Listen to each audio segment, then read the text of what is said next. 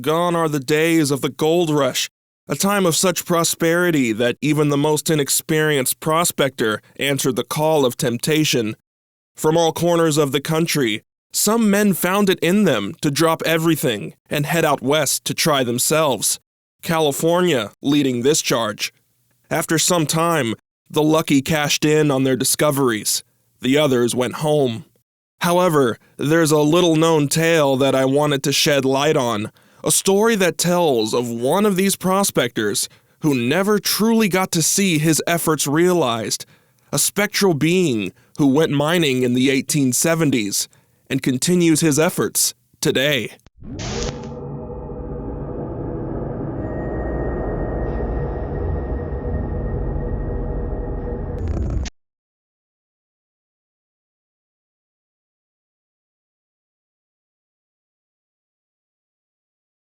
For as long as I can remember, it's been a long-standing belief that those who continue to linger after death do so because they left behind unfinished business.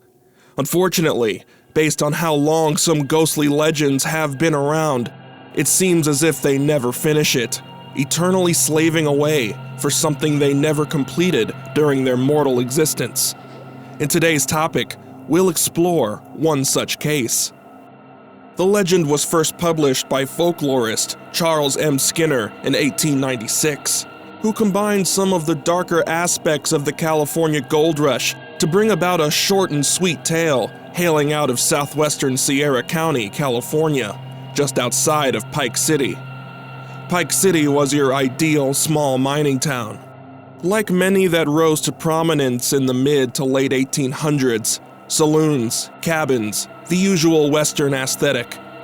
Had you come working for a mining company in one of the many shafts in the Southwest, or came hunting on your own, there would be lots of opportunities to stake your claim.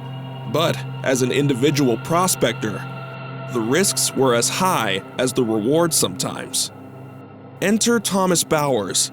A lone searcher like many, he began mining at a promising spot known as Misery Hill. It was a peak caked in snow, but he had it all to himself. Tom never did like the rough-riding crowd that mining often attracted. It just wasn't his style. So he often went it alone, not even a partner to watch his back. At Misery Hill, he had constructed a sluice to begin filtering out minerals to hopefully get his hands on some gold. I can't say how old Tom was, but can say he was clearly experienced in the art of prospecting. The only clues we have in terms of appearance, though, is the ghastly post-mortem description that other miners spread news about. One day, Tom Bowers suddenly vanished in the middle of his dig, which later prompted locals to go searching for him. Thanks to the snow, they followed a pair of footprints across the same slope he'd been prospecting all that time. Sadly, before searchers could get any closer to discovering his whereabouts, a landslide covered the rest of the trail, putting a pause on any help Bowers could have needed, had it not been too late already. An answer would come, just not in the most preferable form.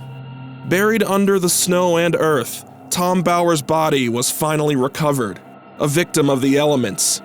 And although his body was properly put to rest afterward, it just wasn't the end for Tom Bowers, not by a long shot. With his claim now open to more wide-eyed miners, the newly absent shaft was up for the taking. But over time, people learned to steer clear of Misery Hill altogether.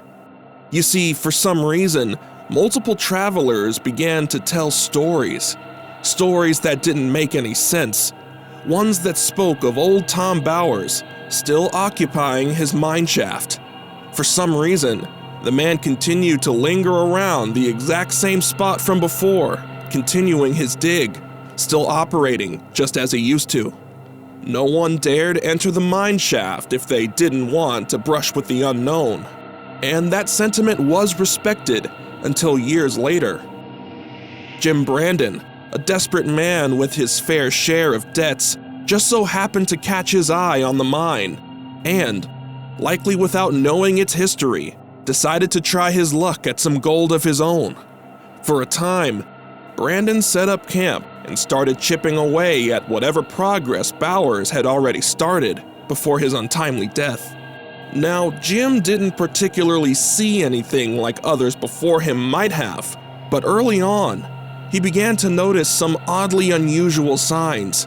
Every morning he got ready for work, he noticed the mine sluice had been turned on, sending water pouring downward. It had been so regular and tedious that Jim was fully convinced that it was all due to the work of pranksters. He'd yell out in frustration, calling to the boys that the act had gotten stale already. But still, he never found a sign of another soul anywhere near him.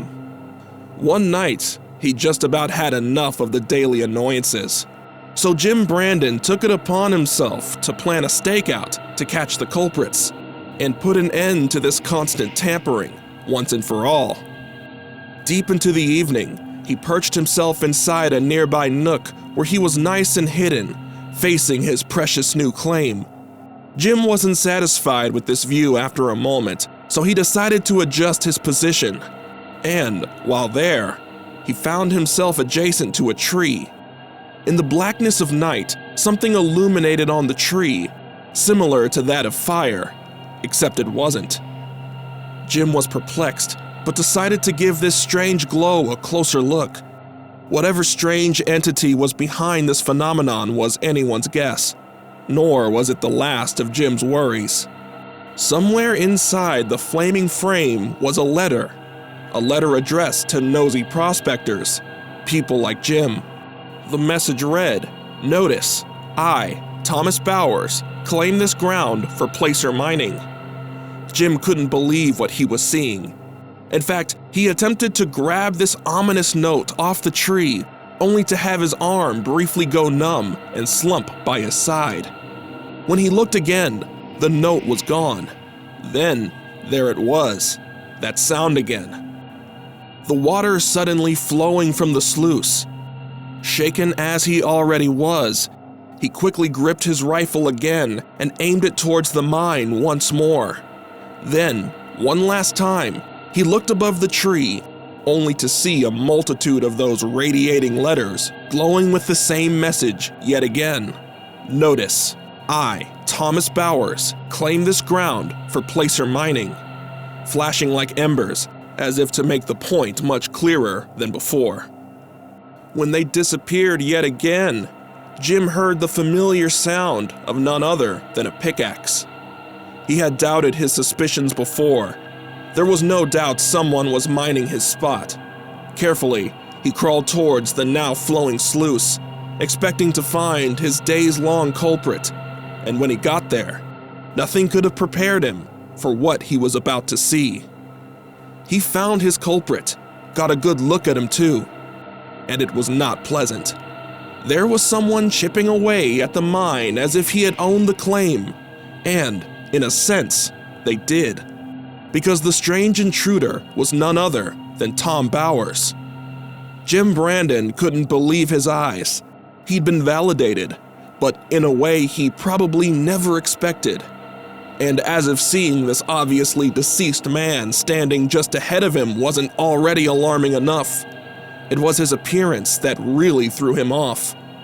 According to the tale, old Tom Bowers looked nothing like his original self, but rather a freakishly ghoulish version of what he once was. He was described as looking lanky, with long, white hair completely covering his face. The most disturbing of these features were his completely black eye sockets, with the eyes themselves glowing brightly in front of them. He may have looked vastly different, but there was simply no mistaking that this was indeed the prospector that went missing years prior, dying from unknown circumstances all by his lonesome. And, in whatever state, living or dead, he still intended to carry on with his earthly duty. The mysterious letters on the tree all started making a whole lot more sense now. Bowers wasn't done, and you shouldn't be here. Jim had a clear-cut choice to make here. Move forward with removing this person off the property, or taking this chance to turn the other way. The man was stubborn. He raised his rifle, aimed it at Tom, and pulled the trigger. Wrong choice. Despite shooting his target, the unkept Mr. Bowers reacted instantly, letting out a ghastly yell and turning towards his attacker. Pick and shovel still in hand, the undead man charged at Jim with unrelenting speed. Speed that the article described as like the wind. Jim Brandon had only one option at this point: run. That he did. Through the rugged wilderness, he sprinted and jumped between trees and rocky terrain as the angry specter gave an unrelenting chase. He still hauled his rifle with him, which did nothing but weigh him down in this scenario. And Thomas's ghost clearly didn't have any trouble keeping up with him. Jim may have been panicked, but he wasn't directionless. He ran to get sanctuary in the only place he could: Pike City. Further away, at the same time, a very different mood was in the air. The Pike City Saloon was filled with revelry and celebration. That night, a group of miners returned with bountiful results during their own excursion and came back to spend the evening partying. The saloon was loud with dancing and drinking, the quintessential picture of Old West merriment. Nothing could disrupt this night, it seemed, until it was. Beyond the music playing, the dancing feet stomping, and the full glasses clashing, a loud, blood-curdling scream pierced the air. The scream was so intense that the activity in the saloon was instantly put on pause. The miners and other patrons stopped what they were doing and made haste outside of the building to see what the commotion was about. The scream came from the road nearby. Pike City came to a deafening pause for once as its citizens drew closer. And when they finally reached the scene of the crime, they indeed found something there, lying in the dirt. But it wasn't what they expected. On its side lay 3 different items that obviously weren't there before. The most notable being Jim Brandon's rifle, the same he had last been running with, and right next to it, a shovel and a pickaxe, both tools with the letters TB engraved into their handles. This would be the last time anyone in Pike City heard from Jim Brandon, literally. We can assume a search followed shortly after, but nothing came of it. That being said, it was a pretty easy conclusion to draw, especially to locals. If anything, this reinforced the attitude townsfolk had about old Thomas Bowers. He owned that mine, and you'd be wise to stay away. But some, like Brandon, pushed their luck, even when given a warning.